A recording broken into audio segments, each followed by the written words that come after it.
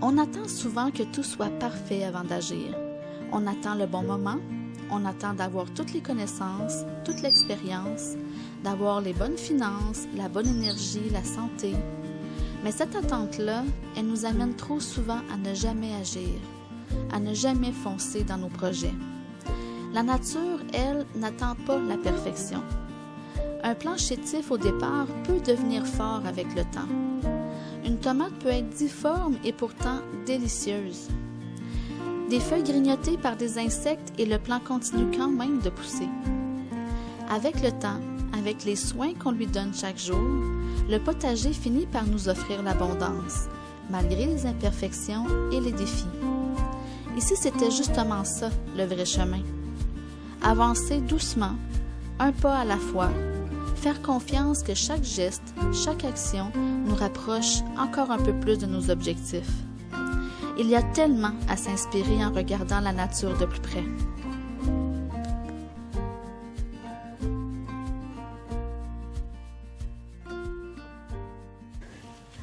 C'est une autre journée de canicule aujourd'hui et je suis au jardin parce qu'on a déjà énormément de grosses betteraves qui sont prêtes pour la récolte.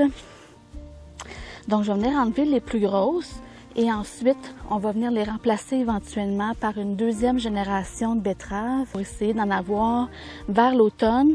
Puis idéalement, on aimerait ça leur faire subir un petit gel pour qu'ils puissent développer leur saveur sucrée. Celles-ci sont quand même pas mal grosses pour la plupart. Je suis pas nécessairement experte dans la betterave, mais moi je pense que plus qu'elles sont grosses, plus qu'elles deviennent un peu plus terreuses dans leur goût puis un petit peu moins sucrées. Donc je ne veux pas attendre plus longtemps que présentement pour venir les récolter. Puis si je veux parler un petit peu plus de la betterave et de notre expérience avec la betterave, l'année passée, ça a presque été un flop. On ne sait pas exactement qu'est-ce qui a été la source ou la cause de ce flop-là parce que nos betteraves sont restées très petites, grosses comme une balle de golf pour la plupart. On les a laissées là toute la saison au complet parce qu'on gardait toujours espoir à ce que la betterave se développe au fil du temps. Mais le feuillage était très, très affecté. On ne sait pas si c'était exactement un insecte, une maladie. Mais étant donné que l'année dernière, on les a semés direct, toutes les aléas de la température qu'on a eu, comme un peu cette année, où est-ce qu'on a des froids, des grosses pluies. L'année passée, il y avait beaucoup de grosses pluies qui tombaient. Les plantes étaient vraiment plus fragiles à ce moment-là, tandis que cette année, on les a partis en multicellules à l'intérieur d'abord et ensuite on les a transplantés au jardin. Et au moment où est-ce qu'on a eu nos changements de température, déjà les plants avaient grossi et je pense qu'ils ont été beaucoup plus en mesure de supporter ces changements-là. Puis je pense que ça l'a payé finalement. C'est sûr qu'on a fait d'autres corrections, je suis désolée, il fait vraiment chaud. Dans le fond, on a fait d'autres corrections, on a amélioré notre sol aussi. On s'est assuré d'avoir des bons plants lorsqu'il était à l'intérieur également. Ça l'a vraiment payé parce qu'on a vraiment réussi à avoir des betteraves de grosseur normale pour cette année. Je vais vous en montrer une. Ici, j'en ai une prête à récolter. On va la nettoyer un petit peu. Regardez, c'est vraiment une bonne grosseur de betterave. On l'a ici, on a ma main à côté. Donc, une belle betterave. J'espère qu'elle va être bonne aussi. Et on en a quelques-unes de cette grosseur-là également. Mon Dieu, il fait chaud, là, ça n'a pas de sens. Ouais. OK, fait que c'est pour ça que je vais venir les récolter. Celles-ci sont déjà prêtes. On va en prendre quelques-unes. Et puis, je vais laisser les plus petites en place, leur donner la chance de grossir encore un petit peu plus. Tiens, comme ça. Puis je vais vous montrer finalement le résultat final pour aujourd'hui. Puis on va revenir dans quelques jours récolter la balance des betteraves. Mais déjà aujourd'hui, je devrais être en mesure d'en avoir plusieurs. Donc l'année prochaine, ma tactique va rester la même. J'ai l'intention de les partir en multicellules d'abord. Et justement, juste en avant de ma section de betteraves, c'est mes rutabagas que j'ai semé direct l'année dernière et cette année aussi. Et puis, je trouve, en fait, l'année dernière, je les ai semés direct. Ça a super bien été avec les rutabagas. On a eu des bonnes grandeurs, des bons calibres de rutabagas à la fin de la saison. Mais je trouve que c'est un peu lent au niveau de la croissance, surtout cette année. Je ne sais pas ce que ça va donner comme résultat à la fin de la saison, mais je pense que l'année prochaine, je vais peut-être partir mes plants en avance, venir les transplanter ici. Puis ils sont très endommagés aussi. C'est ce que j'aime pas en fait avec les semis directs, c'est que les plants, quand ils sont très jeunes, se font beaucoup plus manger par les insectes. Je ne sais pas à quel point ça les affecte dans leur croissance, parce qu'ils ils réussissent quand même à grossir, mais j'aime moins un peu ça. C'est arrivé la même chose avec nos haricots. Au début de la saison, j'ai semé direct mes haricots, et puis finalement, au moment qu'ils étaient prêts, ils étaient germés puis ils sortaient de terre, ils se sont fait manger par quelque chose que j'ignore, mais finalement, ça a coupé la tige. Et il n'y a plus de feuilles qui se sont produites. Finalement, les 2 premières feuilles qui devaient sortir ne sont pas vraiment sorties. Donc, le 3/4 de mes plants d'haricots étaient mangés. J'ai dû faire un semis à l'intérieur. Quand j'ai vu que ça s'alignait dans cette direction-là, j'ai fait un semis à l'intérieur. En fait, j'ai commencé par mettre mes semences d'haricots dans des papiers essuie-tout humides. Je les ai laissés quelques jours là-dedans, et puis même trop de jours probablement, parce qu'il y avait vraiment beaucoup de racines qui étaient en train de se former sur mon haricot. Je les ai transplantés dans la terre, ça a été super rapide, ils sont devenus hyper beaux, des beaux petits plants prêts à être transplantés.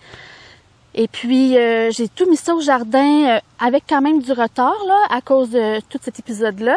Mais aujourd'hui, ils ont rattrapé largement les plants qui avaient été semés direct puis qui avaient survécu. Donc, il n'y a plus aucune différence finalement entre ces plants-là et ceux que j'ai faits à l'intérieur.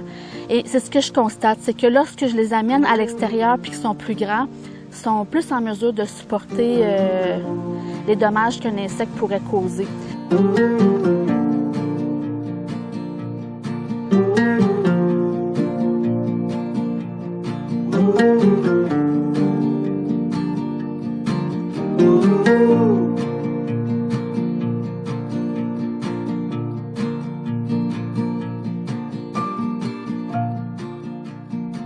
C'est pas une récolte complète. Comme je vous ai dit, j'en ai laissé quand même plusieurs au potager qui pouvaient encore grossir. Mais j'en ai récolté quelques-unes que je trouvais qui étaient quand même d'une bonne grandeur. Étant donné que j'ai de la difficulté à déterminer lesquelles qui sont Détroit et cornettes, j'ai regardé un petit peu, puis ce que je remarque, c'est que j'en ai qui sont très rondes, puis j'en ai d'autres qui sont plus ovales. Donc, selon moi, celles qui sont plus ovales, comme celle-ci, c'est celles qui c'est les cornettes, je dirais. C'est quand même des bonnes betteraves, des bonnes grosseurs de betteraves. Vraiment contente sur ça. Ici, j'en ai quelques-unes qui sont un peu plus rondes. Donc, celle-ci, ce serait les Détroits. Et finalement, j'en ai d'autres que c'est vraiment en longueur, comme je vous disais. Celle-ci, on parle des Cosaques. Reste à voir maintenant au niveau de la saveur s'ils sont relativement similaires.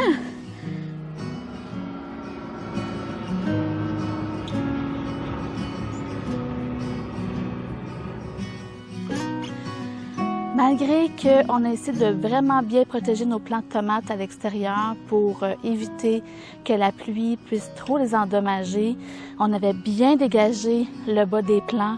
J'ai remarqué aujourd'hui qu'il y en a quelques-uns parmi eux qui ont des dommages sur leurs feuilles. On voit vraiment la présence de possibles maladies éventuellement. Et je veux vraiment essayer de les protéger le plus possible pour pas que ça se propage plus que ça. Donc, je vais faire un petit ménage dans mes plants de tomates pour m'assurer que tout ce qui est plus beau, ça fasse plus partie du plan.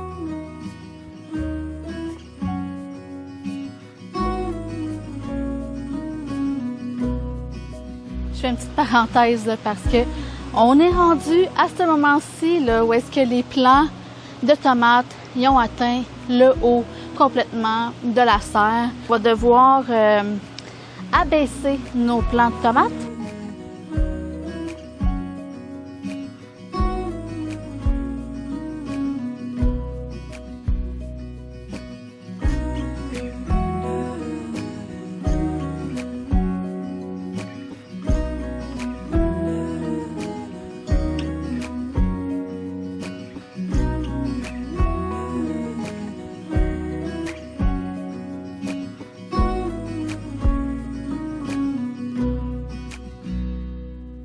Comme je vous disais tout à l'heure à l'extérieur, les plants vont quand même super bien. Il y a beaucoup de fleurs qui se produisent. On a déjà quand même plusieurs tomates qui sont en train de pousser. Aucune tomate est en train de mûrir pour le moment, mais on a quand même eu beaucoup de fleurs séchées ici qui ont finalement séché, tombé et qu'il n'y a pas eu de fruits qui se sont produits. C'est un peu malheureux, mais ça fait partie de la vie du jardinage, de la réalité du jardinage. On ne sait jamais d'une année à l'autre exactement comment les choses vont se passer. Donc ici, je vais avoir ma belle planche de brocoli. J'ai déjà commencé à faire des récoltes de brocoli parce que certains semblaient vouloir monter en fleurs. Et puis, je voulais pas prendre de chance de les perdre puis qu'il soit trop tard. Donc, j'en ai récolté plusieurs déjà. J'ai deux variétés de brocolis, j'ai Impérial et Umpqua. La variété Umpqua est quand même bien reconnue pour faire des brocolis sur les branches de côté. Donc, j'ai pu quand même les laisser là, puis je continue de récolter des brocolis à partir de ces branches-là. La variété Impérial, elle était plus tardive un petit peu.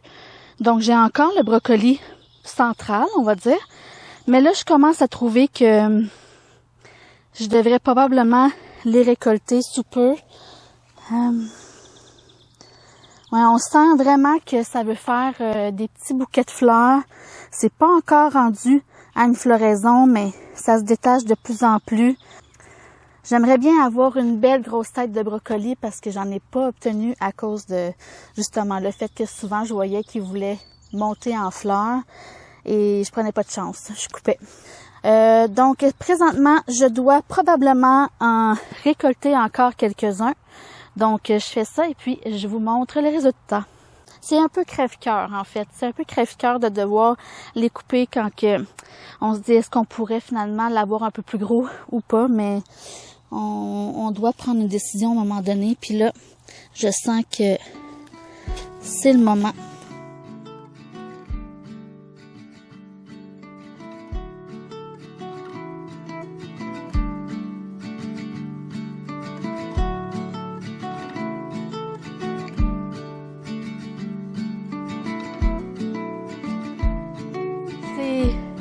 C'est satisfaisant puis en même temps décevant.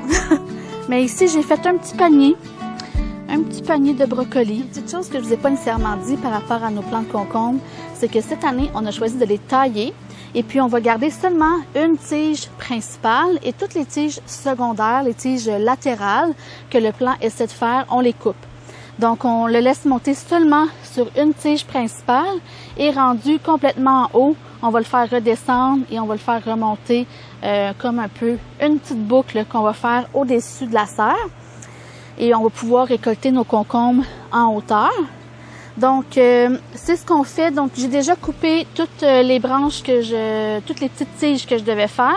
Et là, j'ai quand même des concombres assez gros, des petits cornichons à récolter. Regardez, lui, il est vraiment gros si on le compare avec ma main, qui est quand même relativement petite, mais le cornichon est vraiment gros.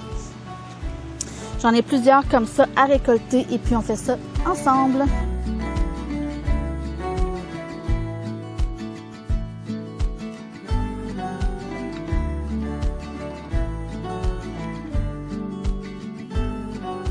Voilà le petit panier que ça m'a fait. Un petit panier plein. Oups! Cette année, je vais changer un petit peu ma stratégie par rapport à la conservation de mon persil parce que normalement, on va en couper une bonne partie, on va le déshydrater puis on va le serrer comme ça. mais on l'utilise pas vraiment parce qu'on trouve que le persil perd beaucoup de sa saveur en le faisant déshydrater. Donc, on n'a pas vraiment tendance à l'utiliser. Et ça serait quand même vraiment dommage de ne pas utiliser un aussi beau plant de persil dans notre alimentation pour assaisonner nos plats. Donc, cette année, je vais faire quelque chose de différent. Je vais en faire un genre de pesto, seulement avec persil et de l'huile. Et je vais pouvoir le faire congeler et je vais vous montrer ça sous peu.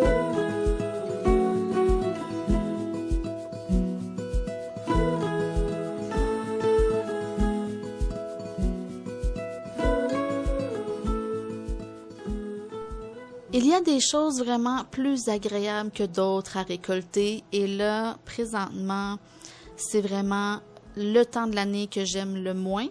C'est celui où les scarabées japonais font leur apparition. Dans les derniers jours, on avait quand même un bon contrôle des scarabées japonais.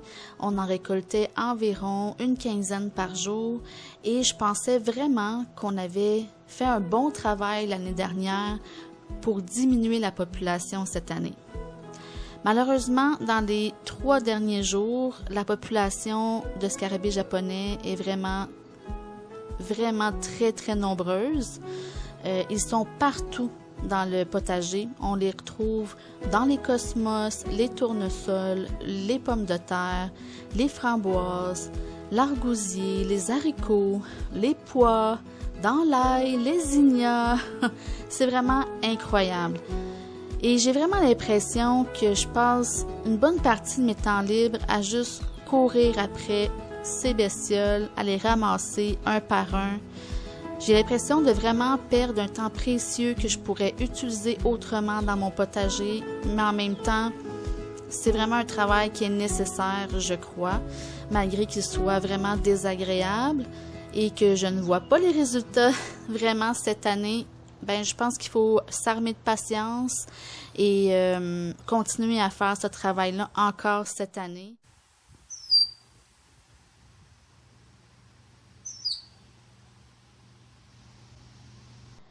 Ici, je cueille la camomille, une plante aux multiples vertus.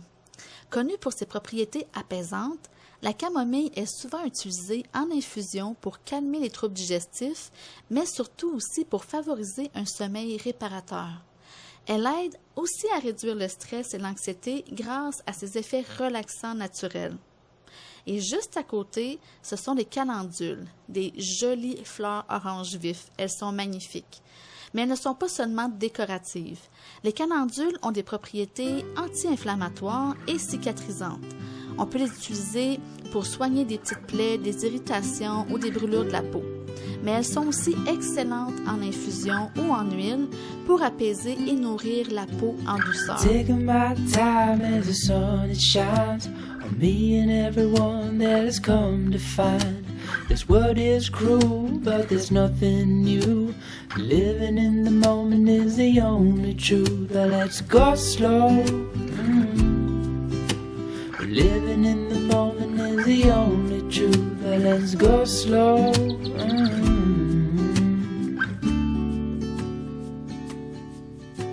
Salted towns are where I'd rather be. They give me love and they set me free. The ocean's tides can't live without the moon. And darling, the same goes for me and you. Let's go slow.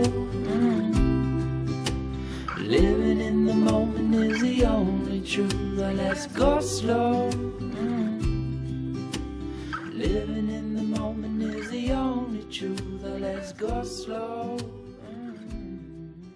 Comme je vous ai mentionné précédemment, je voulais tester une nouvelle façon de conserver mon persil. Question de maintenir le plus possible la saveur du persil à son naturel lorsqu'on va vouloir le consommer cet hiver. Donc, cette année, ce que je vais faire, c'est tout simplement de passer mon persil au robot culinaire avec de l'huile d'avocat et je vais juste mixer le tout ensemble et je vais l'étendre sur une plaque. Et ensuite, je vais pré-couper les sections en petits carrés d'avance. Et finalement, je vais tout simplement les emballer dans une pellicule plastique et les accumuler dans un sac Ziploc.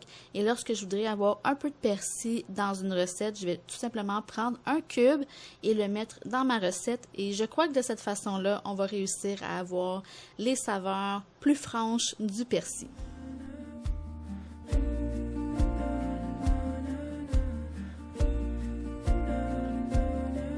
Le jardin m'apprend chaque jour le lâcher-prise, à ralentir et à faire confiance au processus. Chaque petite récolte, chaque geste répété me rappelle que la patience, la constance finissent toujours par porter leurs fruits. Et quand je prends le temps de l'écouter, l'observer, je réalise toute sa capacité d'enseignement. Et aujourd'hui, ce lien avec la nature, je m'en passerai plus. Merci d'avoir partagé ce moment avec moi. À bientôt au Donut du potager.